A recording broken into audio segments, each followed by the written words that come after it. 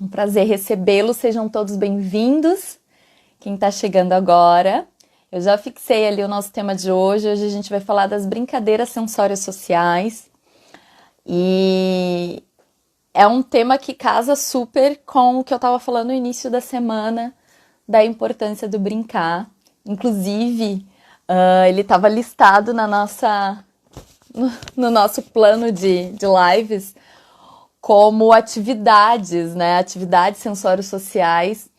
Porém, eu troquei o nome para brincadeiras, porque eu acho que é mais natural, é mais amplo, e eu quero introduzir falando do brincar para vocês, que é tão importante. A Priscila me zoando se eu comi sabonete hoje.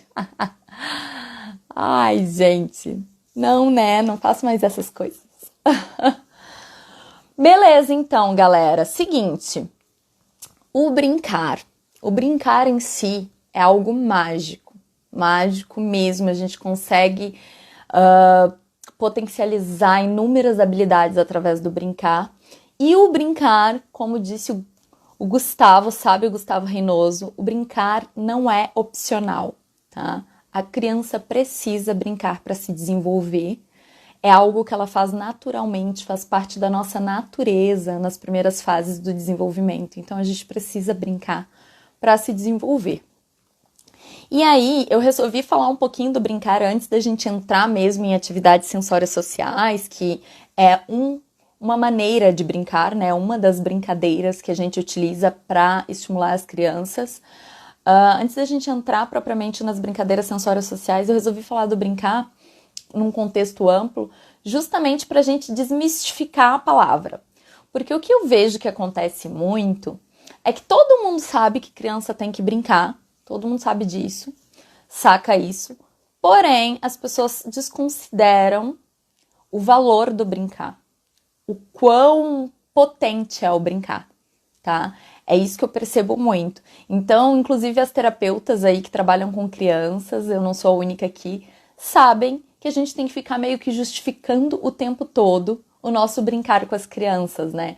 Ele tem que parecer muito terapêutico, tem que ser muito específico, ficar falando quais habilidades estamos trabalhando para uma tentativa de justificar para a família o que está sendo feito, porque como é uma coisa muito natural da criança o brincar, essa palavra passa por banal também, né? Ela tem uma banalização, é como se fosse algo sem muito valor. Quando na realidade o brincar é muito potente, o brincar é mágico, tá? Então, o que eu quero trazer para vocês aqui hoje é que vocês internalizem isso, que o brincar é potente.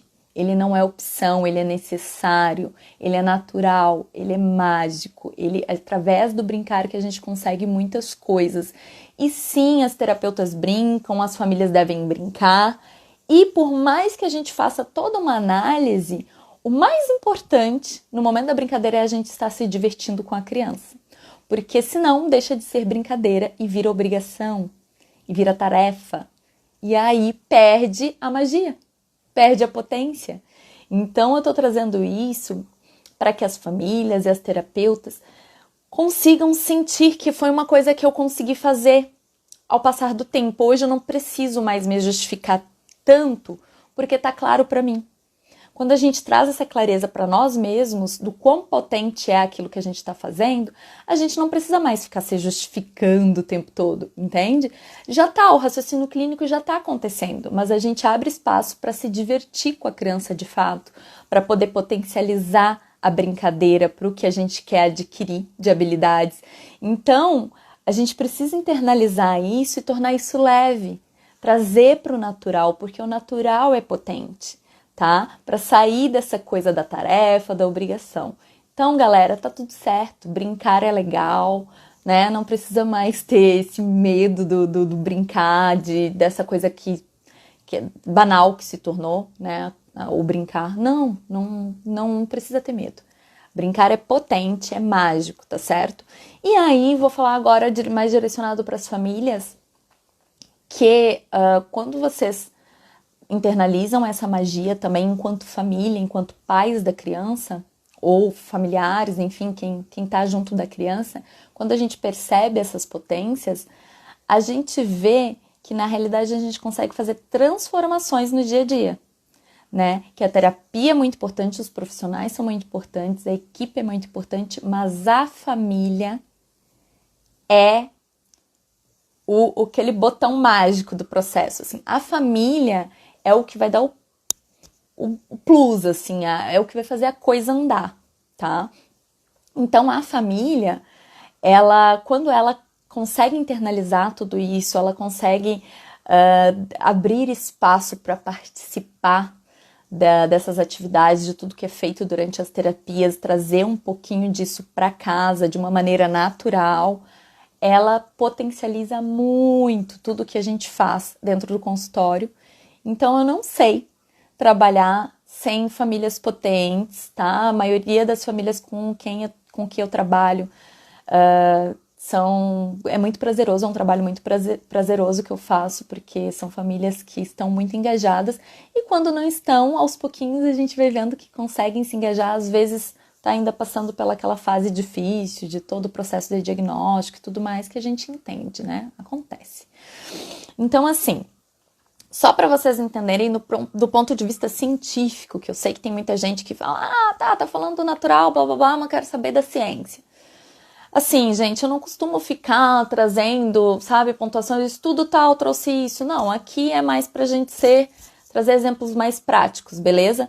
Só que assim, do ponto de vista científico, todas as abordagens hoje que trabalham desenvolvimento infantil, que trabalham estimulação na infância, seja a nível de criança típica, dentro do desenvolvimento típico, porque tem muitas pessoas que trabalham, sim, com estimulação de crianças típicas, seja criança com algum tipo de deficiência, com transtorno do processamento sensorial, autismo, qualquer criança, todos os estudos e abordagens trazem o brincar como primordial, trazem a brincadeira como nosso ponto de acesso à criança, tá? Então, fechando com, né, o tema da importância do brincar com chave de ouro, é cientificamente comprovado, tá certo? Então, crianças que brincam menos, tem pesquisas que dizem que crianças que tiveram restrições do brincar, que não tiveram muitos acessos, porque a criança, ela naturalmente brinca, ela cria o mundo do faz de conta, toda criança brinca, porém tem crianças que têm restrições no brincar. Essa criança vai ter um impacto muito significativo depois na aprendizagem dela, no desenvolvimento dela enquanto pessoa. Então, tá comprovado, tá? Então, aí já delineamos a importância do brincar. E o brincar, o que ele vai nos trazer? Primeira coisa, o brincar ele tem que ser prazeroso, porque o prazer é o que leva a nossa motivação de querer estar engajado fazendo as atividades, tá? Então, quando começa, como eu falei, começa a ficar muito maçante, vira tarefa, aí fica difícil para a gente conseguir realmente potencializar tudo que o brincar nos oferece. Tarefa é tarefa, brincadeira é brincadeira, tá? Tem essa diferença. Componentes do brincar, então. Sensoriais, todos os fatores sensoriais, a gente desenvolve muito o nosso sensorial à medida que a gente brinca com o nosso próprio corpo, com as outras pessoas e com o ambiente. Os aspectos motores, a criança se desenvolve do ponto de vista motor, né? E do ponto de vista das habilidades motoras. E aí cabe tudo, tá? Desde o fazer, desde o caminhar, andar, engatinhar, todas aquelas fases do desenvolvimento, ao fazer habilidades mais refinadas, a gente desenvolve sim através do brincar. Componentes afetivos, emocionais. As nossas crianças aí, elas vão criando gradativamente uma certa maturidade emocional à medida que elas brincam mais com outras crianças, com outras pessoas, através dos jogos. Os jogos trazem aí componentes de regras que vão trazer uma maior maturidade emocional para as nossas crianças. O componente social, que é poder ter esse elo com o outro, né? Porque a gente brinca muito sozinho na primeira infância, mas depois a brincadeira ela começa a ficar prazerosa quando tem uma outra pessoa para compartilhar. E os componentes cognitivos, que depois vai ser a aprendizagem. Tudo isso não é uma escadinha, tá? Mas com certeza a gente consegue consolidar mais os componentes cognitivos quando a criança já está ficando maior, mas ela vem aprendendo ao longo dos anos. E aí, dentro disso a gente desenvolve um monte de coisa, a gente desenvolve as descobertas, os domínios, a criança entende o que é real do que não é real, começa aquela fase do simbolismo, a gente desenvolve criatividade. Quando a gente fala de criatividade, não é que a criança tem que virar um artista, não é disso que a gente está falando, é na resolução de problemas mesmo. A criança aprende a resolver problemas simples através do brincar, faz parte do raciocínio lógico. Tá lá na cognição. A gente aprende a se expressar através do brincar. Então aí tem inúmeros componentes que a gente vai desenvolver, componentes que a gente desenvolve e fatores assim amplos, né, do nosso contexto enquanto social, ser humano social, que a gente desenvolve através do brincar também. E aí, para vocês entenderem um pouquinho mais ainda, quando a gente estuda o brincar, a gente tem as fases, né? As fases aí que a criança, da brincadeira da criança. Então, até os 18 meses, o recém-nascido até os 18 meses, ele vai estar explorando muito o seu próprio corpo e o corpo da mãe ali, que vai amamentar, que vai dar o colinho. Então, o bebê, ele é muito sensorial, e a brincadeira dele começa a acontecer quando ele começa a explorar o próprio corpo, tá? Dos 18 meses aos 3 anos, a criança já começa a virar o detetive, já começa a virar o explorador do ambiente, tá? E aí ela vai desenvolver mais os aspectos motores junto com o sensorial, quando ela começa a virar exploradora. E aí, depois dos 3 anos, até os 7 anos de idade, vai um pouquinho mais, 10 anos de idade, é o brincar que a gente fala que é o brincar com mais repertório, um brincar consolidado no sentido de contexto de habilidades, de aquisição de habilidades mais refinadas, contexto de jogos e tudo mais. Então aí o brincar, né, para vocês verem que não é nada banal. Tem vários fatores envolvendo a brincadeira da criança.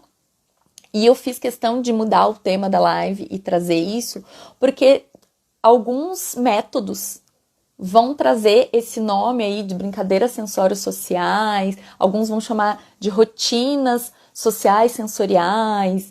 Eu vou falar um pouquinho disso mais para frente, do ponto de vista mais de análise clínica, tá? Não com essa naturalidade que eu tô tentando trazer para vocês. E por que eu tento trazer com a maior naturalidade aqui? Porque eu falo muito para pais, para famílias. E, cara, não adianta, família é família.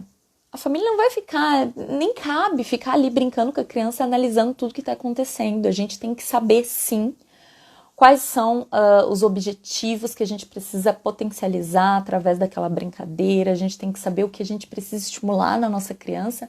Mas a família, isso tudo tem que acontecer de maneira natural, porque os pais, eles não são terapeutas. Então, eles precisam estar, de fato, em conexão com a criança, tá? Então, é muito importante a gente falar também do natural, para não ficar se engessando assim em método, em coisas que são mais para os terapeutas. Isso daí acho que cabe bem mais aos terapeutas. É claro que hoje a gente tem métodos que são abertos para as famílias, mas eu vejo que às vezes as famílias se perdem justamente nisso. Vai estudar algum modelo de intervenção e fica muito engessado, porque o adulto ele é assim, né? Ele é quadradinho, ele quer a caixinha, aí quer ficar analisando a criança e às vezes perde a conexão por isso. Então vamos tentar ir na naturalidade que vai funcionar. Me escutem, funciona super, mesmo sendo de um jeito mais natural, a gente só precisa ficar atento ao que a nossa criança precisa. É isso. Fator principal, gente, anotem isso, por favor. A questão principal para a gente trazer novas habilidades, para a gente estimular uma criança, é a gente conhecer a nossa criança. A gente entender quais são as dificuldades que aquela criança tem e quais são as potencialidades que aquela criança tem. Quando a gente sabe isso, a gente adapta tudo que a gente sabe para aquela criança. É sempre personalizado, sempre. Então você tem que conhecer a sua criança, certo? Beleza. Aí falando de TPS e TEA. que aí sai um pouco do típico, né? Tudo isso que eu falei do desenvolvimento, né? As fases que a criança explora o próprio corpo, depois explora o ambiente, depois vai para um contexto mais de aquisição de habilidades, tudo isso faz parte ali do desenvolvimento típico, né? Do desenvolvimento que são marcos, né? Fazem parte de marcos do desenvolvimento de uma criança. Porém, as nossas crianças, quando tem transtorno do processamento sensorial e transtorno do espectro autista, elas muitas vezes não alcançam esses marcos, pelo menos não no tempo certo, ou da maneira como é mais comum, né, com as crianças típicas. E aí a gente tem que ficar atento a isso e ficar atento a como potencializar o brincar, para que elas alcancem. Então, assim, as crianças com TEA, por exemplo, tem o transtorno do processamento sensorial, e aí eu vou falar meio que junto. As crianças que têm questões sensoriais, elas acabam ficando com restritas, com um brincar muito restrito, com um brincar repetitivo muitas vezes, mesmo se a criança não tem TEA, se ela só tem transtorno do processamento sensorial, às vezes ela fica repetitiva. Por quê? Porque ela quer evitar algumas sensações que não são confortáveis para ela. Algumas sensações que muitas vezes acabam desencadeando aí crises, acaba desregulando a criança, como a gente fala. Então, essas crianças evitam algumas brincadeiras porque sabem que não vão ser prazerosas e vão desregular sensorialmente. A criança ela não tem esse entendimento completo, ela não consegue expressar isso pra gente, mas ela sente, e aí ela já começa a evitar. E quando isso acontece, a gente perde aí muito desse desenvolvimento, tá? Que eu estava falando anteriormente. A gente vai ter uma queda no desenvolvimento da nossa criança, porque ela não está tendo aquela amplitude que as outras crianças têm do brincar, do explorar, de todas essas fases. Ela acaba ficando muito restrita e repetitiva, principalmente as crianças com TEA. E um dos fatores que faz com que a criança com TEA acabe perdendo muito a aquisição de novas habilidades através do brincar é a dificuldade da conexão na relação com o outro. Não é mesmo? Esse é o nosso maior desafio com TEA. É fazer com que as crianças com autismo se conectem conosco. É a conexão. Então, quando a gente fala de brincadeiras sensório-sociais, é justamente isso que a gente quer potencializar. A conexão. Eu fiz um post essa semana falando para a gente sintonizar com a nossa criança. Por quê? Porque isso é a chave, tá? É a partir daí que a gente consegue potencializar tudo.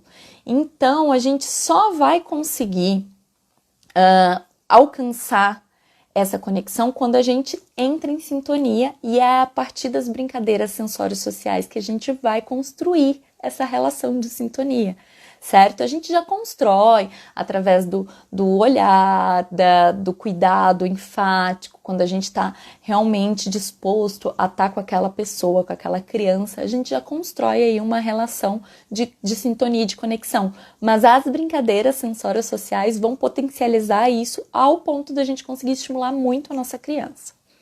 Então vamos lá. Brincadeiras sensório-sociais. Tá travando? Tá travando só pra ti, Pri?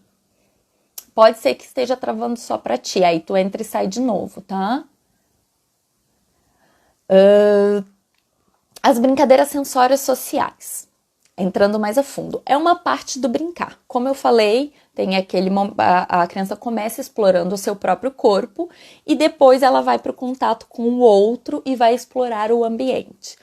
A diferença que a gente tem das brincadeiras sensórias sociais para as brincadeiras com objetos é justamente a oportunidade de conexão que a gente tem com essa criança, tá?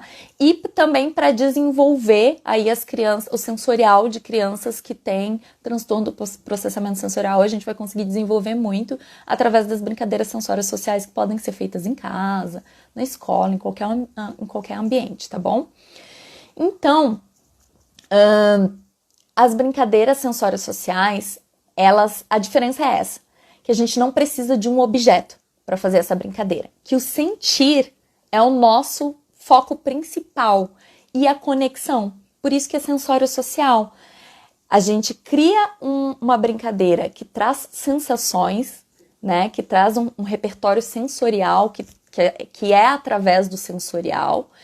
E a gente cria uma relação com a criança de sintonia, de conexão, para a gente conseguir explorar muitas coisas e trabalhar muitas coisas a partir disso, estimular muitas coisas na nossa criança.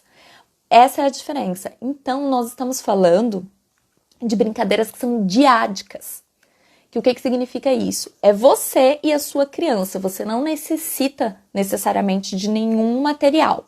A gente pode usar recursos? Claro que a gente pode usar recursos, mas aqui a gente está focando na relação com a criança.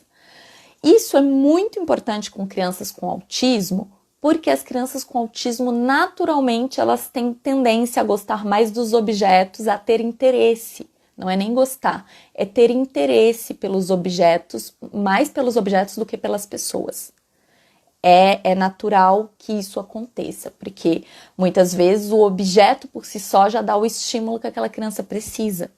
Já traz o estímulo, a sensação, já traz a percepção que aquela criança precisa, o próprio objeto, e ela tende a se interessar muito mais pelos objetos do que pelas pessoas. Então, no autismo, a gente vai usar muito as brincadeiras sensório-sociais, tá? E as brincadeiras com objetos, daí elas vão ser uma tríade, ela vai construir uma tríade. TO estuda muito tríade, né? Então, a brincadeira com objeto vai ter você, a criança e o objeto, né? Então, vai ter os pares, a criança e mais uma pessoa, e o objeto. Cria-se uma tríade que se relaciona, ok?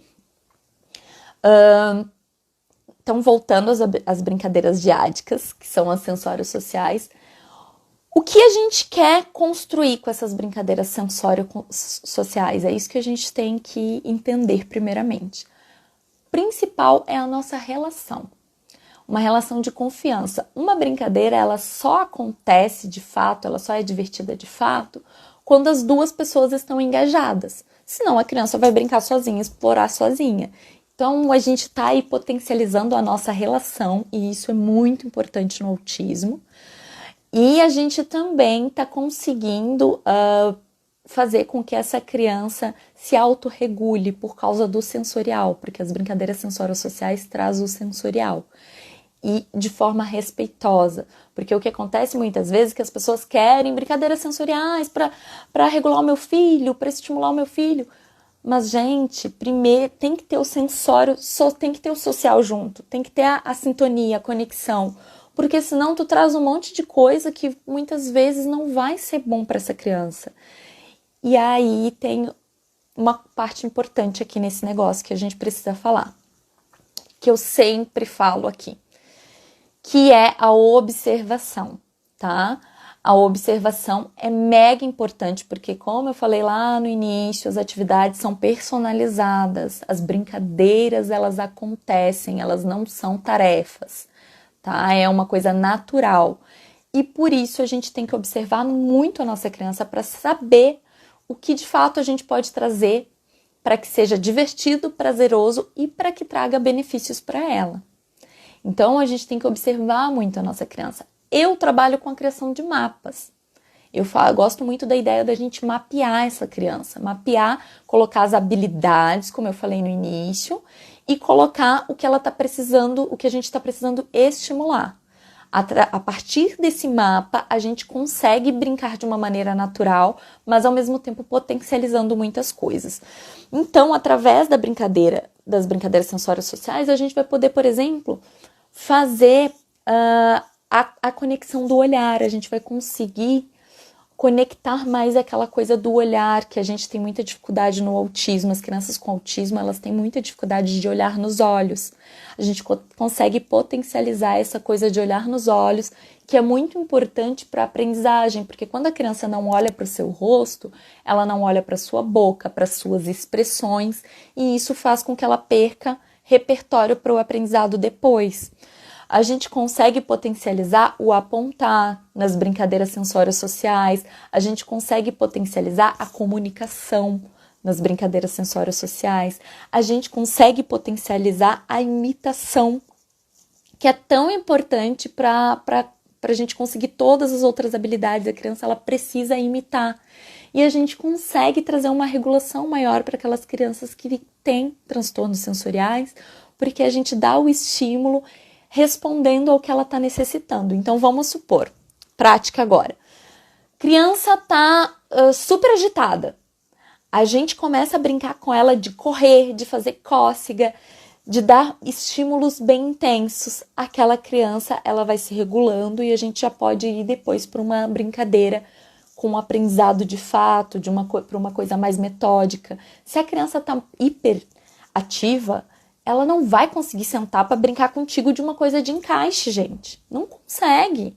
Ela não quer. Ela quer correr pela casa, ela quer pular. E aí você tem que aproveitar esse momento para brincar junto com ela, para a gente explorar essas outras aquisições que são pré-requisitos. Tá? Sensorial é pré-requisito, a emocional é pré-requisito para a aprendizagem.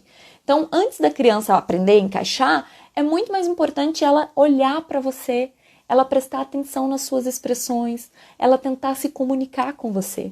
Isso é mais potente, é o primeiro passo, para depois a gente ir para uma brincadeira que vai gerar mais aprendizado, como encaixe, quebra-cabeça, esse tipo de coisa, é depois. Tá? Deixa eu só olhar aqui o que vocês estão falando. A Lari falou que podia converter essa live mais em GTV sobre brincar. Obrigada.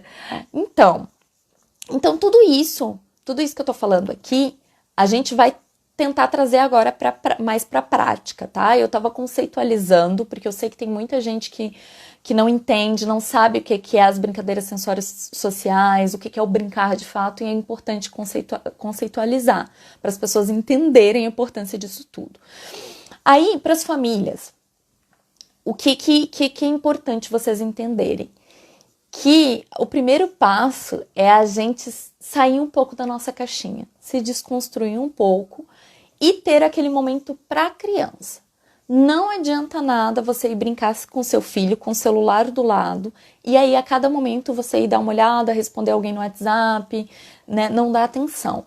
A gente está falando aqui de conexão. Quando você estiver com uma criança, gente, principalmente uma criança não verbal ainda, que ela ainda não chama a tua atenção, né? Não te dá aquele para-te quieto, mãe, vem cá, tu me escuta.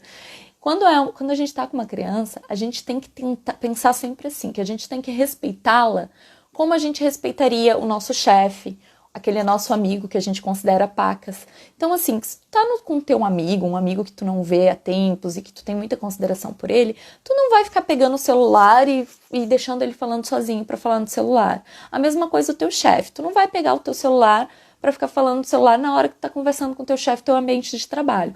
Então, tirou o momento para brincar com a criança, é para sintonizar com a criança, é para conectar com a criança, não é para ficar... Pode conversar com outra pessoa da casa, ocasionalmente pode, mas é para ter aquele momento com a criança, é para ser divertido, não é para ficar com a tua cabeça em outro lugar. Então, esse é o primeiro passo, esteja realmente disposto.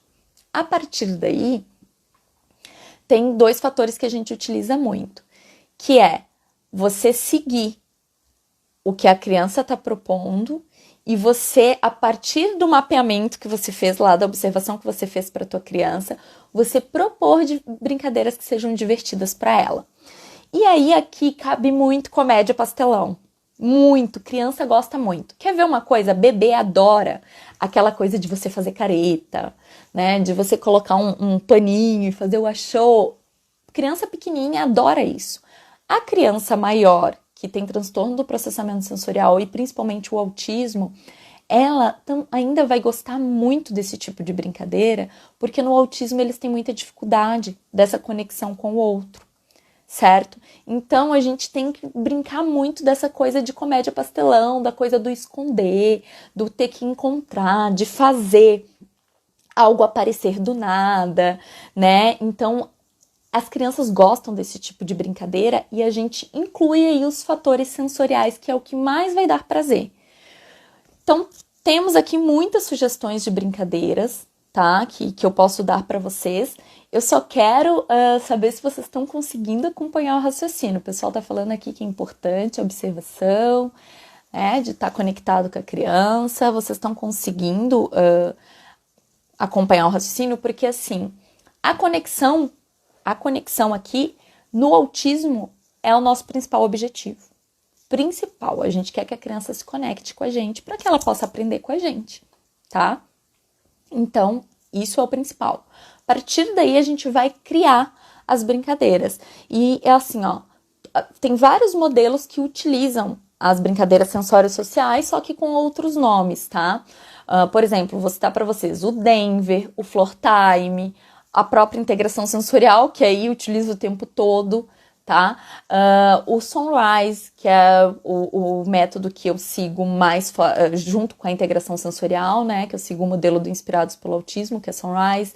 Todos esses métodos, eles vão seguir inicialmente a coisa do sensório social, essas brincadeiras sensórios sociais, porque elas são muito potentes, porque a gente está estimulando sensorial, motor e social, e conexão, e relação emocional, tudo isso a gente está estimulando nas brincadeiras sensórios sociais.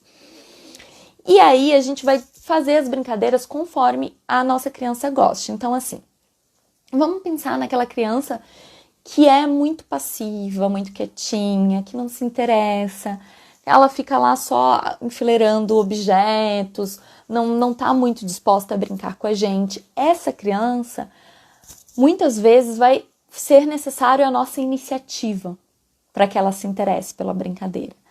Vocês precisam entender uma coisa sempre.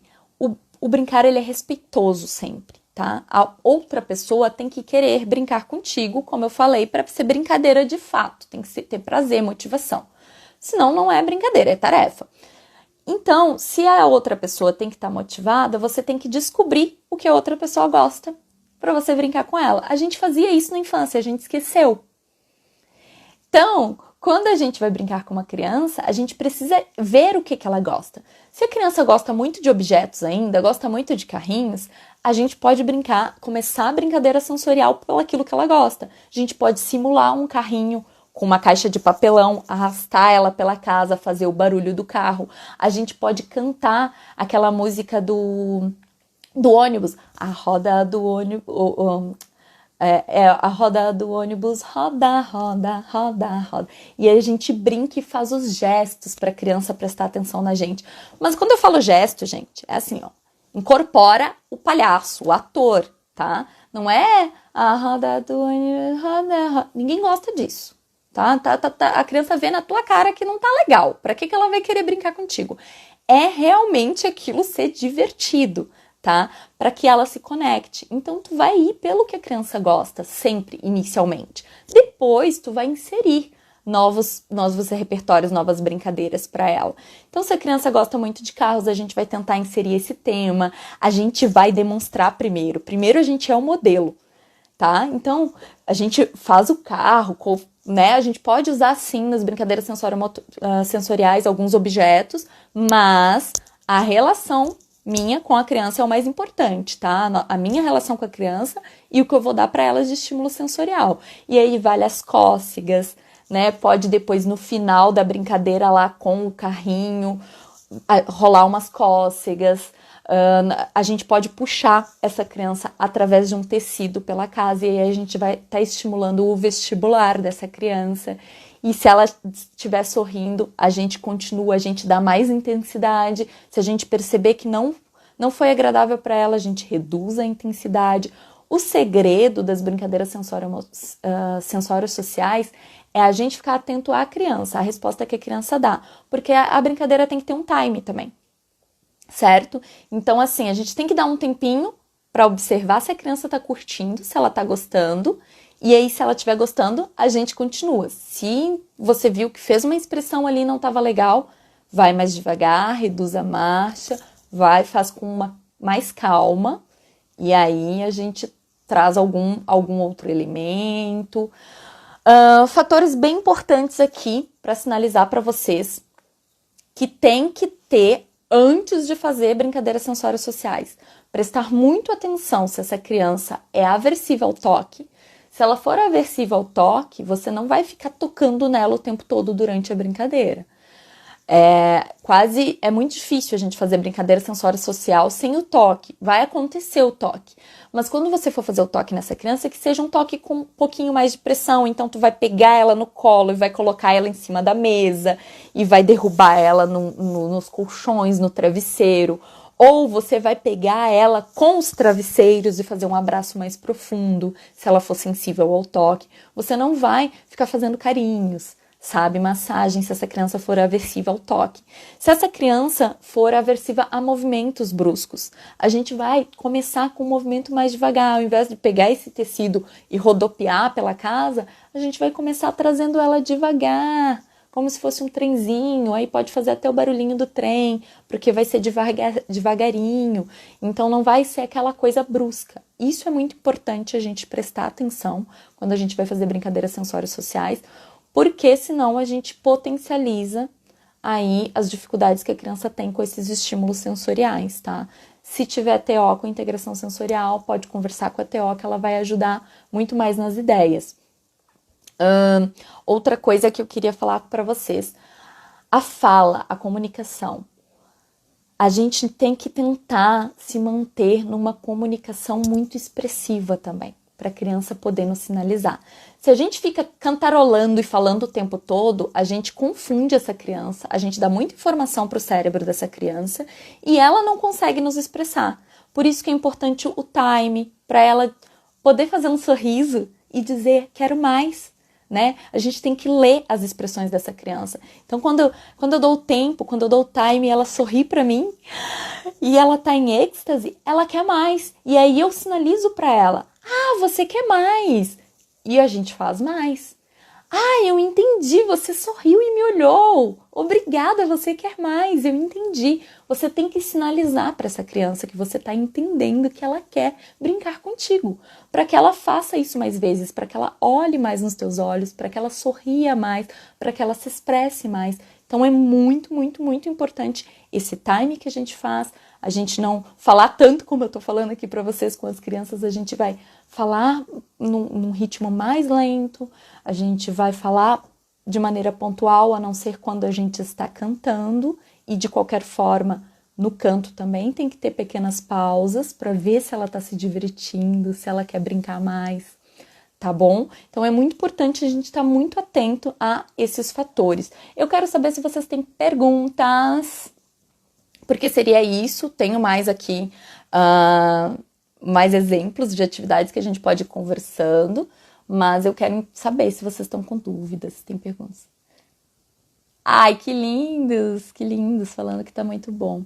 Ó, aí a Thalita falou, as habilidades básicas de contato visual e compartilhar atenção são básicas para o bom desenvolvimento no brincar. Exato. Se a criança não olha, se ela não faz nenhuma expressão para mim, ela também não vai sinalizar outras coisas da comunicação, ela não vai apontar, ela não vai interagir comigo numa brincadeira mais complexa. A gente começa pela base. A Paula falou do gira-gira. Girar a criança com o teu próprio corpo, com crianças pequenas, a gente consegue fazer muito, né? A coisa do girar com o próprio corpo e dar aquela pausa, parar e olhar para a expressão dela, é tão gostoso, né? Normalmente elas estão adorando. Aí você dá de novo. E a partir daí você pode fazer pedidos da comunicação também. Então você gira e fala, uau, que legal! Você gostou, você está sorrindo, me olhando. Você quer mais? Sim! Você mesmo responde, você fala, você responde, sinalizando para a criança que aquilo é a resposta e aos poucos ela vai respondendo. Uma outra forma de comunicação já mais avançada que a gente pode fazer é, por exemplo, brincar de músicas ou animais e a gente fazer botões. A gente pode fazer o botão na mão, ou a gente pode fazer cartões com os animais ou com as músicas. E aí funciona como? A criança aperta no botão e a música começa. Você começa a cantar, a brincar com ela, cantar com ela no seu colo, a dançar e de repente desliga.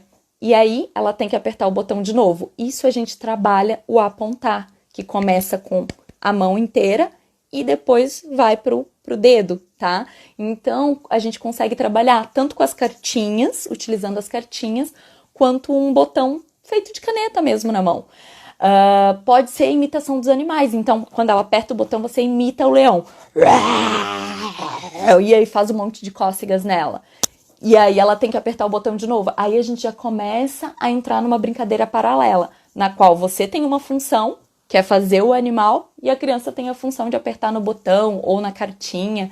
É muito bom, porque aí a gente já tá trabalhando o sensório social junto com vários níveis, comunicação, cognição, dá para trabalhar muita coisa, tá? E não fazer a brincadeira um show de perguntação do tipo, pra que serve isso? Qual cor? Gente, isso é péssimo, tá? Isso é péssimo.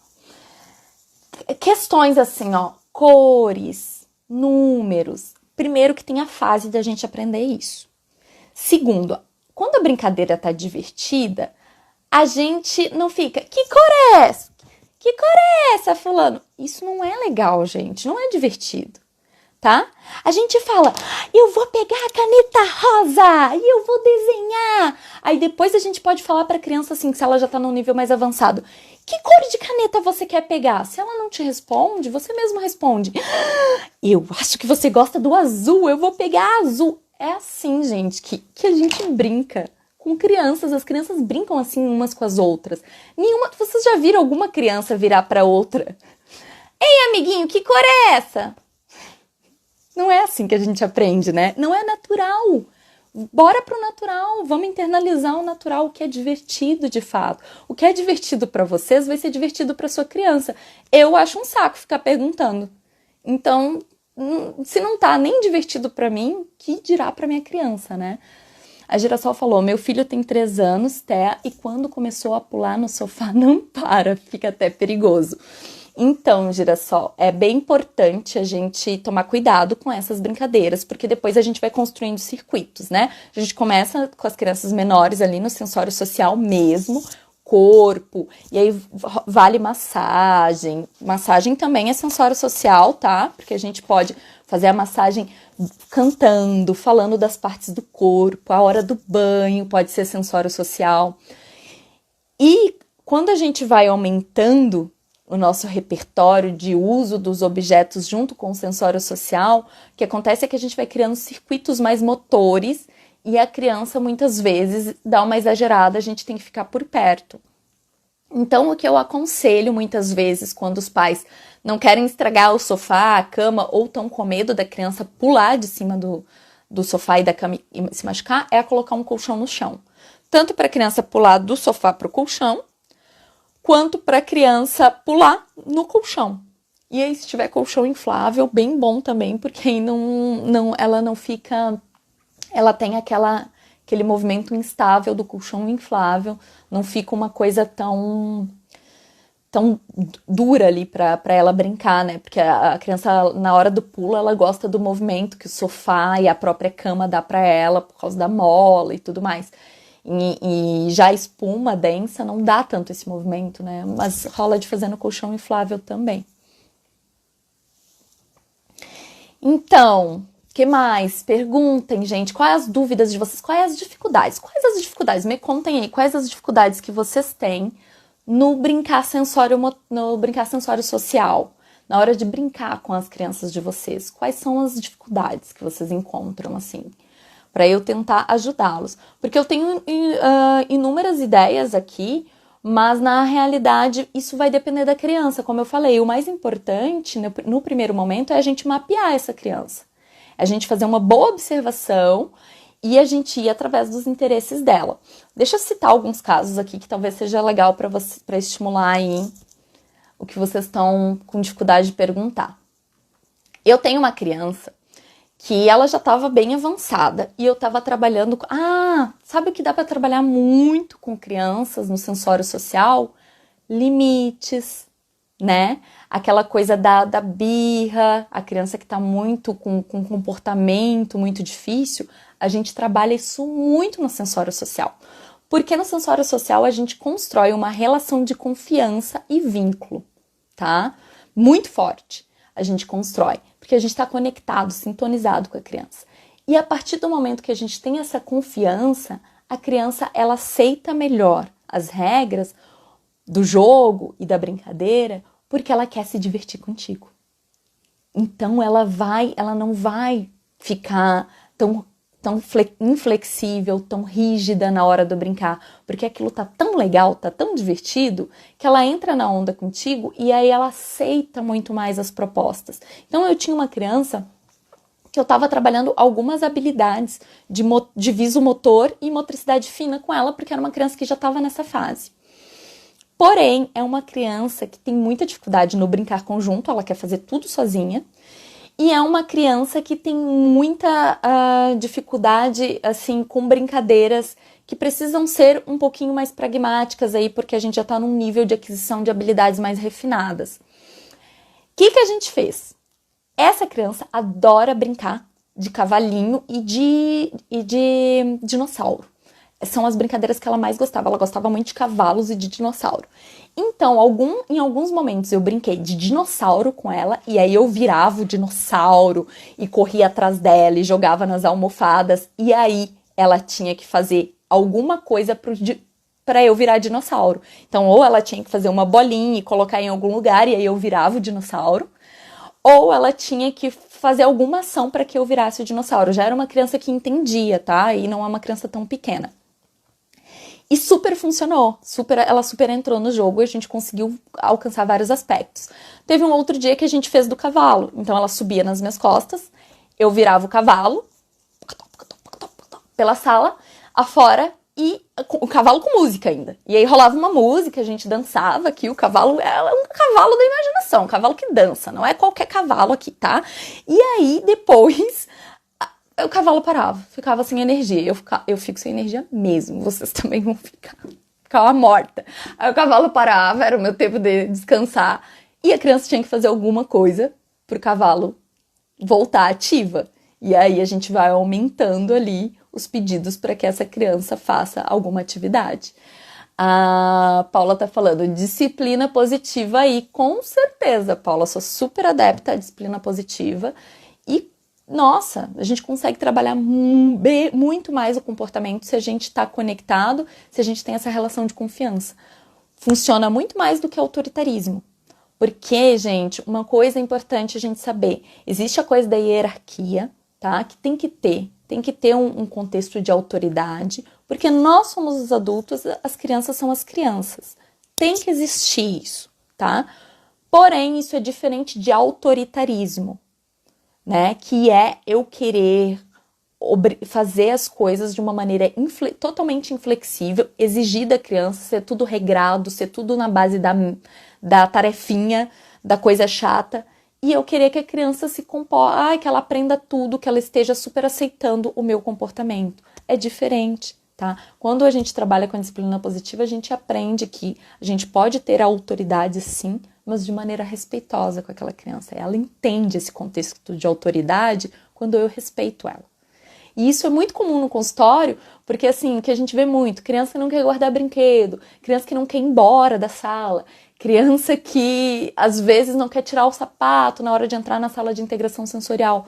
Conforme a gente vai trabalhando de uma maneira respeitosa e mostrando que a sua palavra é a que comanda aquele ambiente, a criança vai entendendo e ela vai super aceitando. Se a gente for autoritária e só ditar as regras, o que a gente vai fazer é que aquela criança nem vai querer participar das atividades junto com a gente, porque eu não quero estar com uma pessoa que é autoritária o tempo inteiro, né? Sugestão para começar a brincar aqui. A Thaís falou. Sugestão para iniciar o brincar com criança que fica deitada ou jogada no chão sem interesse, só explorando. Tenho uma super sugestão para esse tipo de criança, porque eu tive um desafio tremendo com uma criança assim no consultório, tá? O que acontece? Eu tenho uma criança ainda, mas ela não faz mais isso. Uma criança que era tinha um perfil, assim, bem hipo, né? Que é aquela criança que não tem tanto interesse pelos estímulos. Isso é raro, tá? Gente, numa sala de integração sensorial, a criança não tem interesse pelos estímulos. Que não queria, não estava engajada nas brincadeiras e que se jogava no chão, nas almofadas, e se deixasse ali, ela ficava 1 hora. Mas o meu papel é justamente fazer ela querer sintonizar comigo. E eu sintonizar com ela, porque, como eu já falei, na realidade, quem sintoniza é a gente, na frequência da criança, não ao contrário, tá? E aí, o que eu comecei a perceber? Que quanto mais eu tentava trazer coisas, e era uma criança mais velha, então eu tentava trazer elementos para ela que ela ainda não estava pronta para aqueles elementos. Quanto mais eu fazia isso, menos engajada ela ficava em brincar comigo. Aí, o que a gente tem que fazer? Primeiro, a brincadeira paralela, tá? A brincadeira paralela consiste no quê? Você fazer a mesma coisa que aquela criança. Sim, exatamente a mesma coisa. Você vai sentar lá, deitar e passar um tempinho com ela, na companhia dela, para você sintonizar com ela. Então, primeira coisa, brincadeira paralela. Você sintoniza com aquela criança. Se tiver que deitar um pouquinho, sim. No consultório, sim, vamos deitar um pouquinho, vamos perceber o que tem de gostoso ali, o que essa criança está sentindo, porque a criança vai perceber que você está disposto a sintonizar com ela e aos pouquinhos ela vai te dando abertura. A partir disso, você vai observar, mapear, você vai ver quais elementos ali naquele lugar interessam a ela. Se é a luz, se ela está olhando para a luz, para a iluminação, se é as almofadas, se é o conforto de estar deitado, o que é que está trazendo prazer para essa criança nesse lugar. Quando a gente descobre isso, a gente descobre como montar uma brincadeira. No meu caso, a criança adorava passar a mão nas almofadas, ela gostava do estímulo tátil das almofadas. Só que eu precisava trabalhar estímulos motores com ela. O que eu fiz? Eu criei a brincadeira de nos jogar nas almofadas, que era um super desafio, gente, porque é uma criança que tem uma motricidade muito pobre. Então a gente tinha... Primeiramente, eu comecei me jogando, fazendo comédia pastelão. Então, eu me jogava nas almofadas e ai, que gostoso, que divertido que é isso. Ela começou a me olhar, comecei a sintonizar com ela. Ela começou a me olhar, começou a ficar divertido. A partir daí, eu convido ela para participar da minha brincadeira. Eu levo a almofada para ela, faço ela sentir. Depois, eu tinha que subir em algo, fazer algo mirabolante, comédia pastelão de novo, brincando. Ai, caí, tibum, caí. Cai nas almofadas de novo. Aquela criança, tá sintonizada comigo. Ok, aí eu convido ela a participar comigo. Que tal você cair nas almofadas? Vamos lá. E aí você incentiva essa criança, encoraja essa criança. Você consegue, vamos lá, eu vou junto contigo. Vocês já estão em sintonia, ela vai confiar em ti. E aí a criança veio e começou a se jogar na almofada. Aí eu comecei a aumentar o desafio motor, que é o que eu precisava. Aí a gente sobe na escada, se joga. Ela ainda não se jogava, tá? Eu tinha que dar uma empurradinha.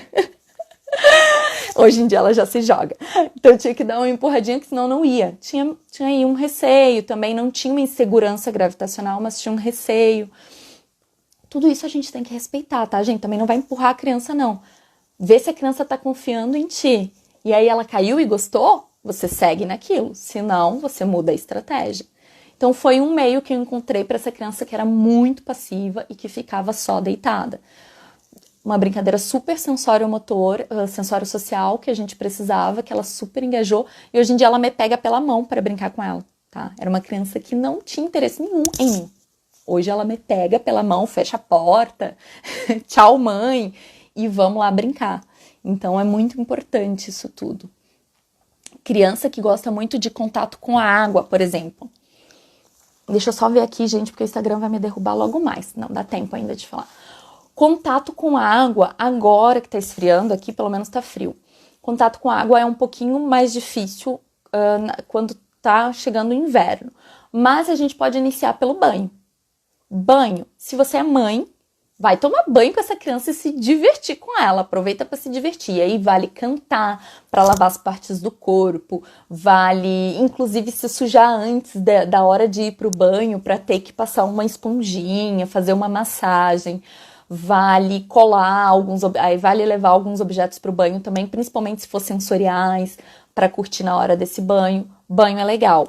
Outra brincadeira que envolve água, que dá pra gente trabalhar, aí seriam brincadeiras mais de verão, né? Dá pra trabalhar com a bexiga de sabão, a coisa de arremessar a bexiga, dá pra trabalhar passar água de um recipiente para o outro, e aí você passa para o da criança, a criança passa para o seu, mas aí tem que ser numa organização que possa molhar, né? Que a gente realmente possa molhar.